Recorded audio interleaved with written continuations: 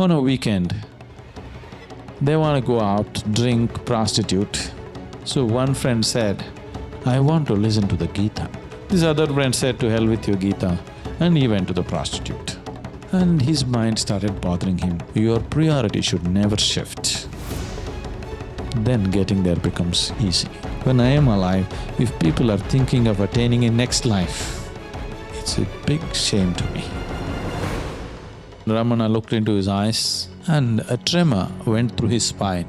It is because of him Ramana is known internationally today in the world. It costs enormously to create situations like that. If so much intense experience doesn't propel you into pursuing a spiritual path, then you need a knock on your head. You won't learn without pain. With the Guru still alive, even a stone will start vibrating. All the necessary tools and support is here. If the priority is set, it will happen. Just make your sadhana into an offering. Your Guru will take you by the hand. To be in the spiritual path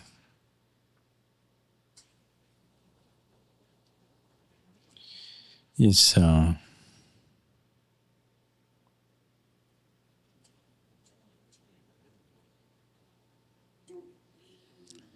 a kind of madness.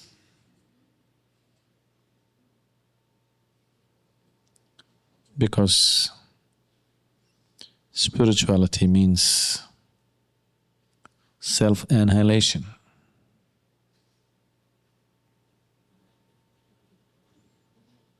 It is very reverse of the fundamental instinct in every human being, is self-preservation. When your intelligence is capable of looking beyond the fundamental forces which are working within you, that is when the spiritual process begins. The basic process of body and mind is constantly to seek self-preservation. Everything that people are doing on the planet is just self-preservation.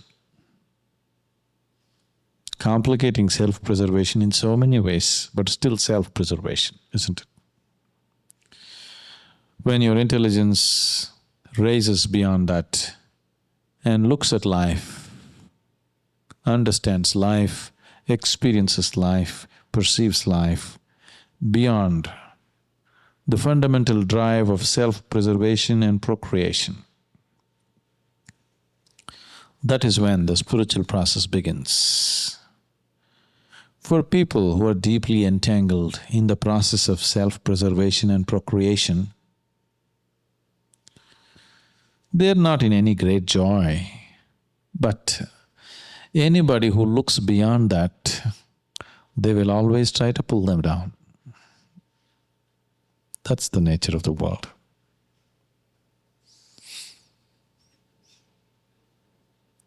There is a very pathetic joke about India. I should not be saying it here, I say it only in India. But now it doesn't matter. Once there was a man in Kerala. You know Kerala? You heard of Kerala? It's the southernmost state which has a long coastline for its size. This man was exporting live crabs to Japan.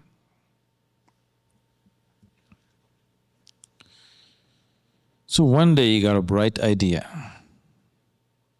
A box has 6 faces. Every box full of 100 crabs he's sending with a lid. Suddenly he got a bright idea one day. A box has 6 sides. Each side, let's say, costs $1, $6 per box, the package. Suppose I send it without a lid. Each box, each side costs $1. If I send 1,000,000 boxes in a year, $1 million made. And he started sending. When the crabs arrived in Japan, they thought, what nonsense! Somebody sends live crabs in an open box. They counted 100. At random, they picked up many boxes and counted everything 100, 100, 100. Then they thought, oh, this is some new technology. A high-powered team traveled to Kerala. They came and said, what is the new technology? You tell us. Because from there, they're repacking and exporting millions of boxes. If they have this technology, they will make millions and millions more. So what is the new technology? We want to know. The man from Kerala said, oh, an opportunity like this to make money, I wouldn't miss it. But you can't do this in Japan. This is possible only in India. I said, what is the technology? No, it is not a question of technology, they are Indian crabs. If one is trying to get away, all the others will pull him down. So nobody ever gets away. When it comes to spiritual process, I find the whole world are Indian crabs. If anybody is trying to look beyond the processes of self-preservation and procreation, the whole world will try to pull them down back into self-preservation and procreation, isn't it? Isn't it so? They will say you're abnormal, you're not okay, you're this, you're that, and somehow try to pull you back to self-preservation and procreation. They know once you procreate, you're entangled for 2 decades. One mistake if you make, it's 20-year sentence.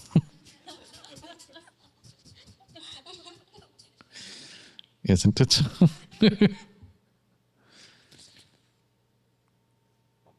Once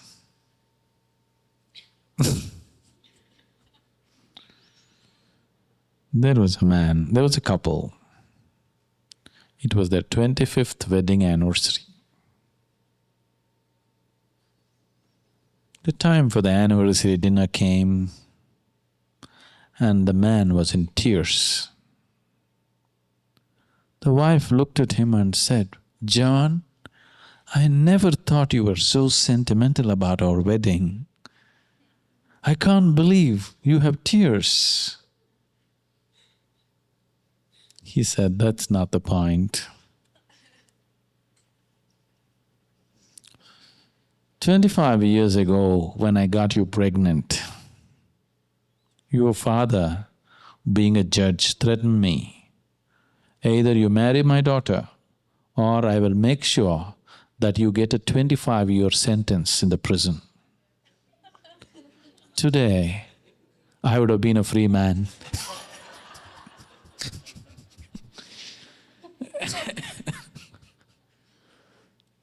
So, the whole process is just against the basic instincts in you, which are always driving you in one direction. Spirituality is just pushing you in the other direction. So, because of these 2 contradictory forces functioning within you, any number of confusions and doubts will plague a spiritual seeker. At every step, your mind will question, is it all worthwhile? Should I really get up in the morning and hold my breath? These questions will come up every day when you want to wake up and do your pranayam. So, the reason why we put you in high energy situations where even a stone will start vibrating, something will begin to happen. It's concentrated grace. It costs enormously to create situations like that. But without that, most people, in a brief encounter, they don't have the necessary intelligence nor the discipline, nor the determination and commitment to pursue a lifelong spiritual path because of a moment of encounter with something. They need to be shaken. In spite of that, they will argue against it the moment it's over. I was speaking to the brahmacharis the other day, and I was just telling them, you heard of Ramana Maharshi? Who was the one who wrote books about Ramana Maharshi? This is an American who landed up in Ramana's ashram. He was sitting in a satsang and Ramana looked into his eyes and a tremor went through his spine. And that man went about that just that little experience propelled him to write many books about Ramana. It is because of him Ramana is known internationally today in the world. Otherwise, nobody would know Ramana because Ramana can't travel from place to place and teach. He has no intellect to do that kind of work. Just this little tremor in somebody's spine. And this man made so much effort to make sure that the whole world knows about Ramana. That's a wonderful disciple. One little change in him, one little moment of experience. For the rest of his life, he pursued it. He made it his life. Now we are shaking and rolling people on the floor.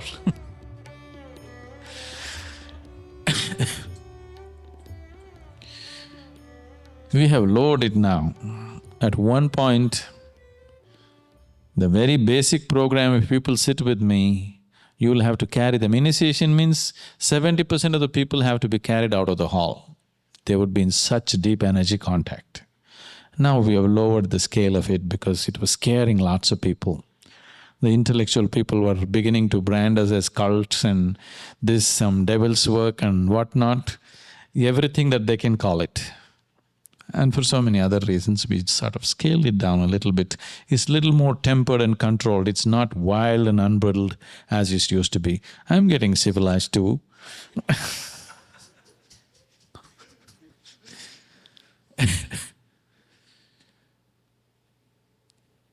So, if so much intense experience doesn't propel you into pursuing a spiritual path, then you need a knock on your head, nothing less. Nothing less. Because situations like bhavaspandana or samyama are such concentrated grace, nobody can miss it unless he's hell-bent on missing it.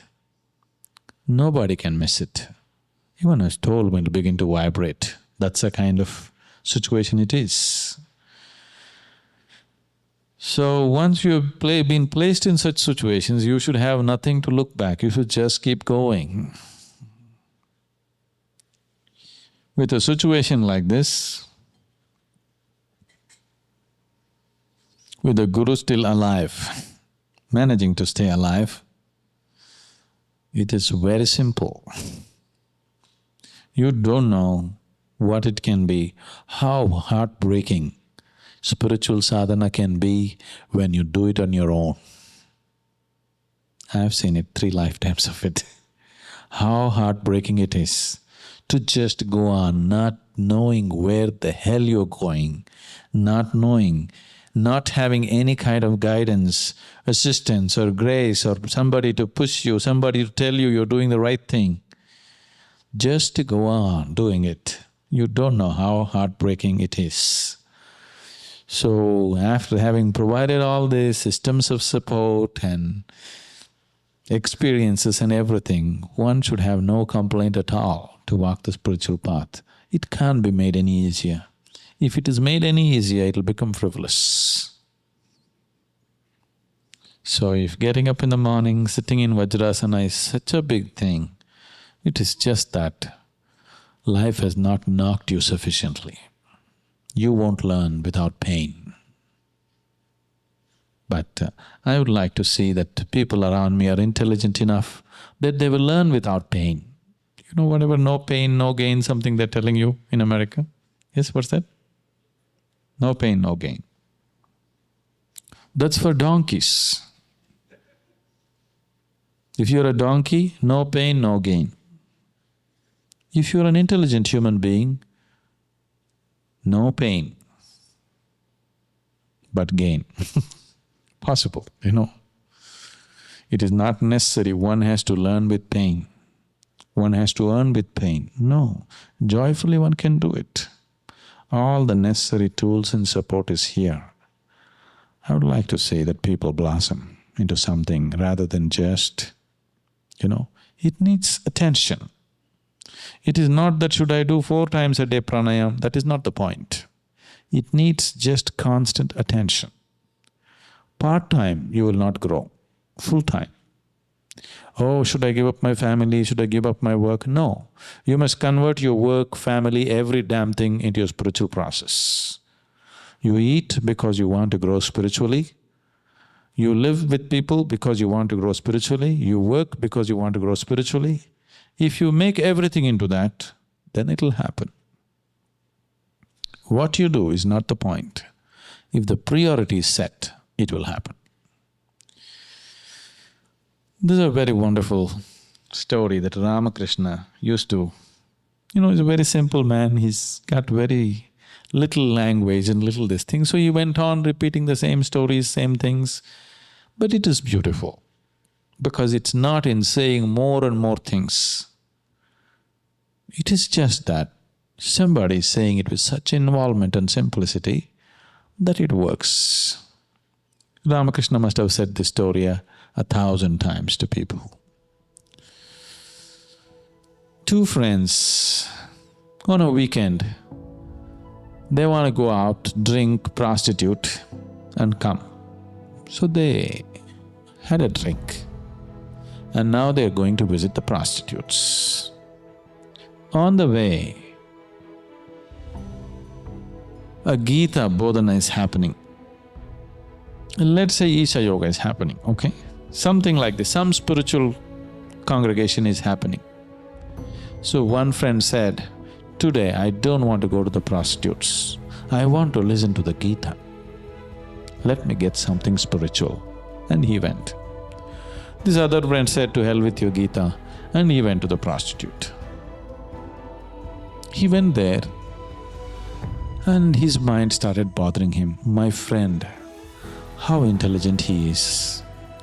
Instead of just coming and spending time with this filth, he is sitting and listening to Gita. He will get somewhere.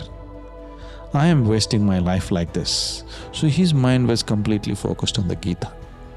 In the prostitute's den, but focused on the Gita. This friend who went to the Gita Bodhana sat there, all this nonsense about Krishna's Leela. All right, my friend is going and having a good time, me like a goat sitting here and listening to the Gita. His mind is all focused out there, but sitting here. The man who goes to the prostitute's den and focused on the Gita will get somewhere. He will attain to something. The man who goes to the Gita Bodhana thinks about the prostitute will not get anywhere.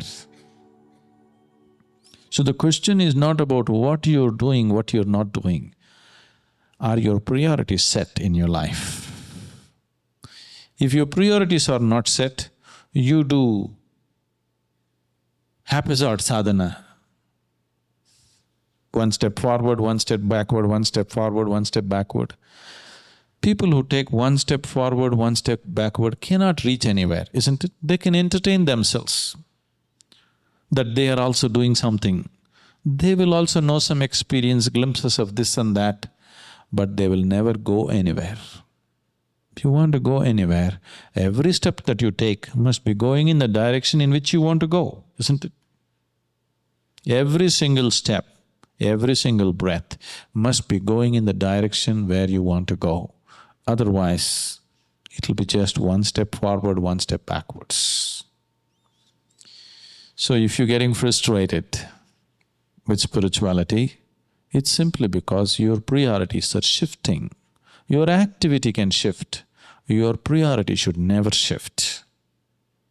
Then getting there becomes easy. It's a possibility in this life.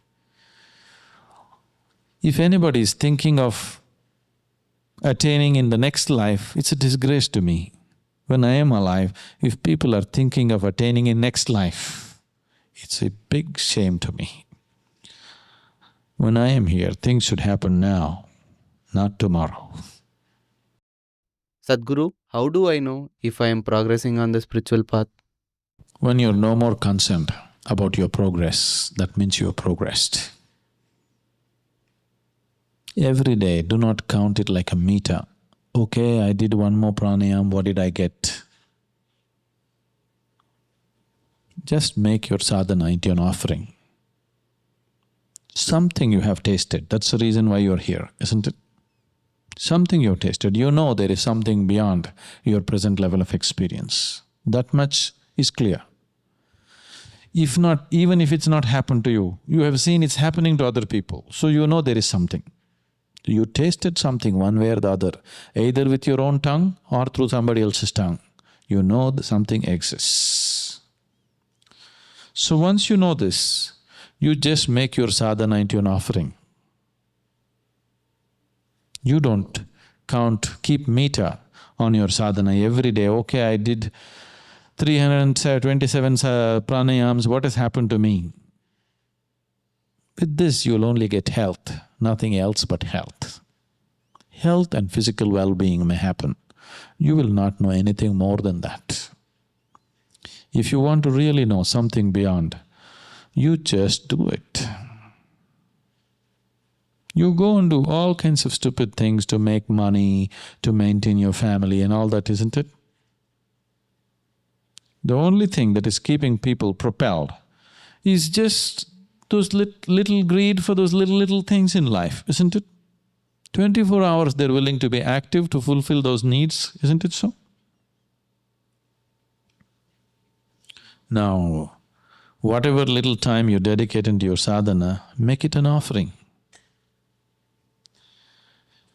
If you get disentangled with certain struggles within you, then make your whole life into an offering. Then you don't worry about it. When it's time, your guru will take you by the hand. You don't worry about how to get there. Your business is just to give yourself to the process, that's all. If you try to get there, you will go only to the places that you know, isn't it? You cannot go to a place that you do not know. Longing to go somewhere and trying to go somewhere. Longing to go somewhere is different. Trying to go somewhere is self-defeating, because if you try to go somewhere, you will only go to that place that you know, and that's no use. The very idea of getting into spiritual sadhana is to go to a place that you don't know, isn't it?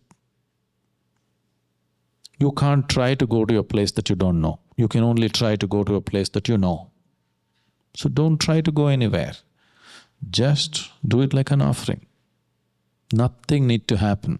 No progress need to happen. You just do it. When it's an offering, nothing is expected out of it.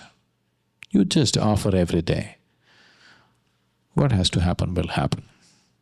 The more sadhana I am doing, the more aware I am becoming of the many layers of resistance within myself. In such a state, how can I offer myself? See, when can you offer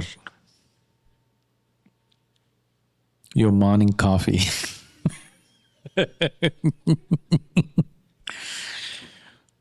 When can you give away your morning coffee to somebody? Only when somebody else has become much more important than yourself, isn't it? If you are the important person in your life, the morning cup of coffee you would like to drink, isn't it? Isn't it so? What is valuable to you? When can you give it away to somebody? Only when you see somebody else as more important than yourself. One day's charity is different. Steadily to give what is important to you in your life to somebody else means that somebody has become far more important than yourself. only then you can give yourself. Otherwise, no giving is possible. If you try to give, it's not going to happen. When you see somebody else as something far bigger than yourself, you're overwhelmed by the whole thing, then everything that you do is a giving. You don't even have to think of giving. Then you will see what you call as myself will not exist. Something else which is far beyond you will start functioning in your life. There is… in Tamil Nadu, there was a saint, a lady saint, who was… nobody knows her name. She happens to come from where Tarani comes from, Nepal. Nobody knows how she landed up in South India. Just one woman, from somewhere she came, and she was in Kanyakumari, the very southern tip of India. She lived her life like this. She has a large gang of friends. They are the dogs in the town. She has always 10 to 15 dogs around her. The street dogs, they are all her friends. She will go to any lengths to feed them. She will… in India, in the smaller hotels in the rural side, they would have kept food on display. She will just go like she's a beggar, she will go. When she finds the opportune moment, she just grabs the whole plate and throws it on the street for her dogs. Because of this, many times she has been beaten by people. So people started getting quite violent with her. Then she didn't know how else to handle. When she withdraws she just spent most of her time on the beach. Kanyakumari is a beach with 3 oceans meeting at one point, where you can see distinct colors of the ocean meeting. It's an incredible place. The Bay of Bengal, the Indian Ocean and the Arabian Sea meet, and you can see the shades different coming and meeting in one place. So she's always on the beach. So when she's on the beach, she just sits on the water and floats around. So people were amazed. Then they said she's doing some Maya, so they called her Mayamma. So she came to be known as Mayamma. Even today she's known as Mayamma because she was just floating around on water. So when people saw that she's floating around and the story spread around, then people are afraid to beat her. When she comes, they'll try to protect the food. Or some people started feeding the dogs because she wants the dogs to be fed. She lived like this, an incredible woman, very… spiritually, you can place her very high up in the ladder.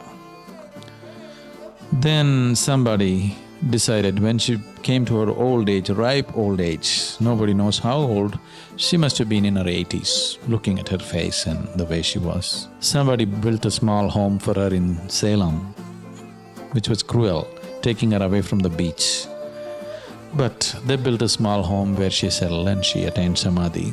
Her Samadhi is a very powerful place, very wonderfully powerful place. She never gave any teaching, she never spoke to anybody. But she gathered a small following.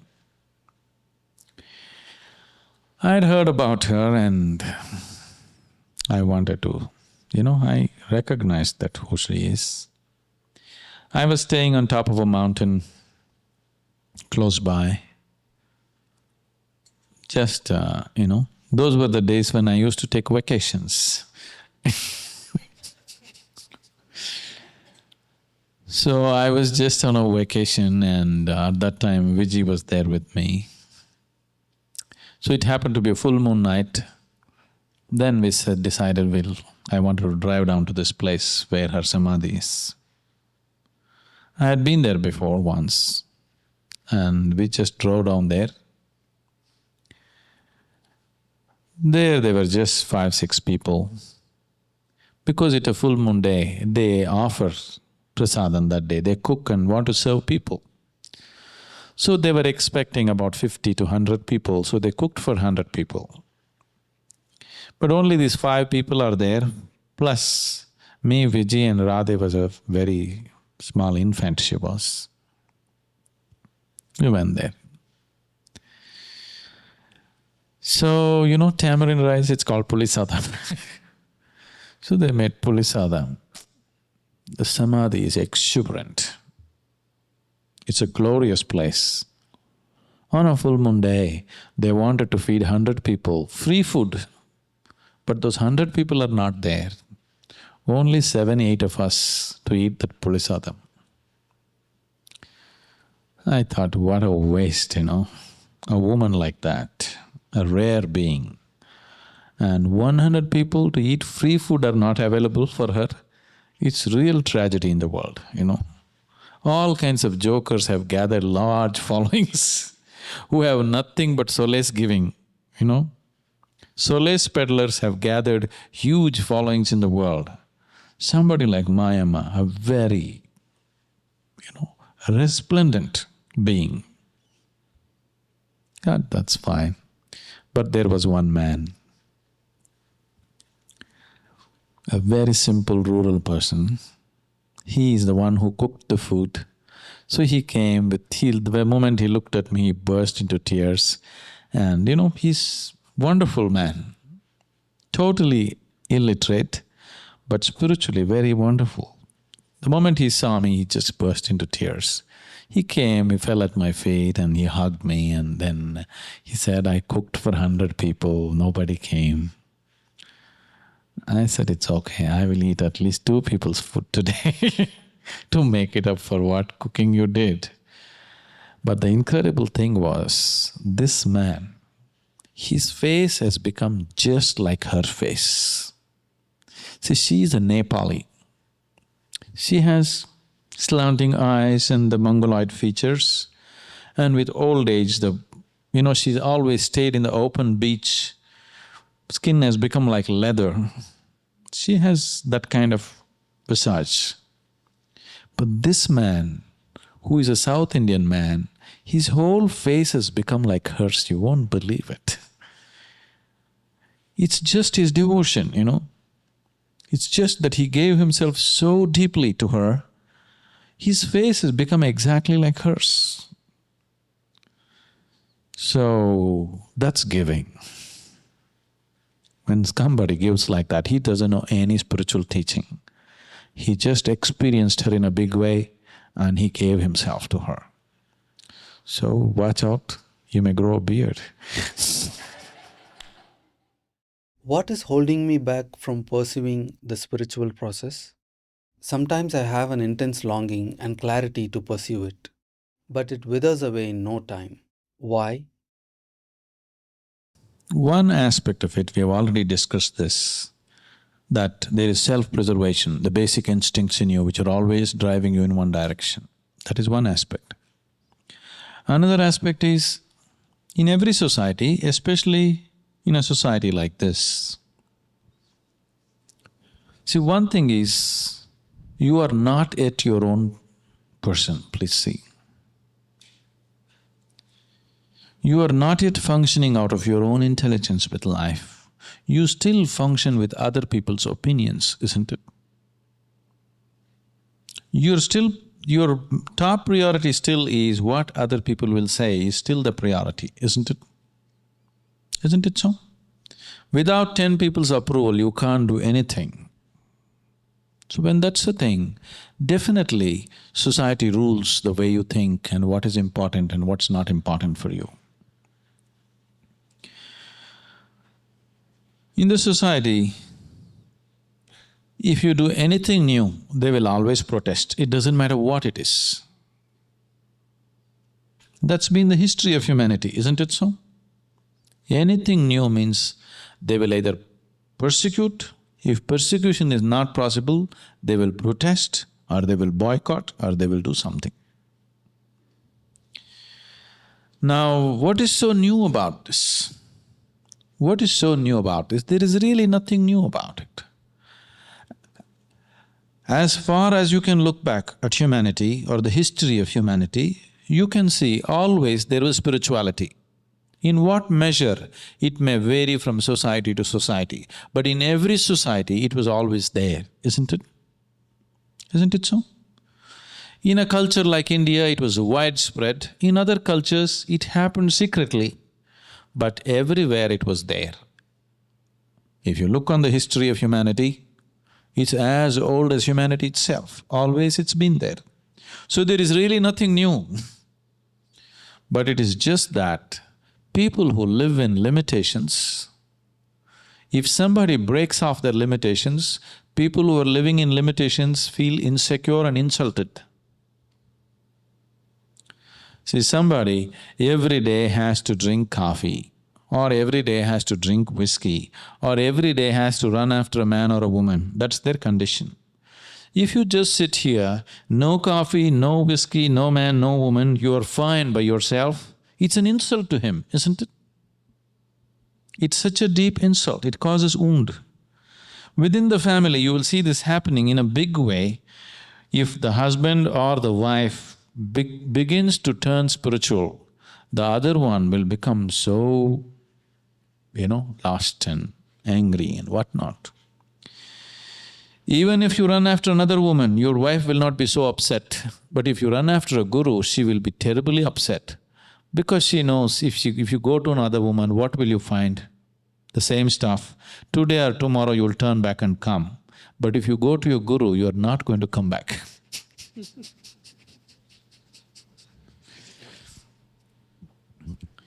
So, suddenly one person becoming free is insulting to other people. It is because of that you crucified people, you poisoned people, you did things to people, simply because of that. When I say you crucified, you poisoned, oh, did I do it? I'm telling you, people who did it were not evil incarnate people. They were just common people who really felt they were doing the right thing. Isn't it so? They were common people, good people in the society were the people who crucified, isn't it? They really thought they were doing the right thing for this man who started a new cult. 2000 years later, you worship him and worship him, it's no meaning. Even today, if he comes, the same thing. So, we presented ourselves in as presentable a way as possible. Now it's difficult to crucify me.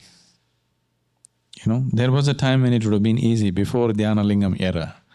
Now after Dhyana Lingam, we become so crafty with the world, it's difficult to crucify me because I am more of the world than you are.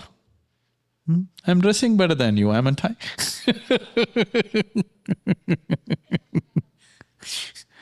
I'm so much more of the world than you are, you don't know what to do with me. So, people were talking about persecuting us in so many ways. Some very big people in the society, in Coimbatore city, who are very prominent people in the society, were actively planning how to come and demolish the whole ashram at one time. Not because we did any harm to anybody, simply because we don't ascribe to any scripture, any religion, any nonsense that they believe as holy, and still people are flocking. It's an insult to them. And we are not seeking any support from any of the so-called pillars of society. With just a bunch of young people, the whole thing is happening. So, this was actively planned, this is not just this thing. A group of very prominent people called meetings, we must stop this nonsense. This yoga is a disease in the society. Has it caused any harm to anybody? It doesn't matter.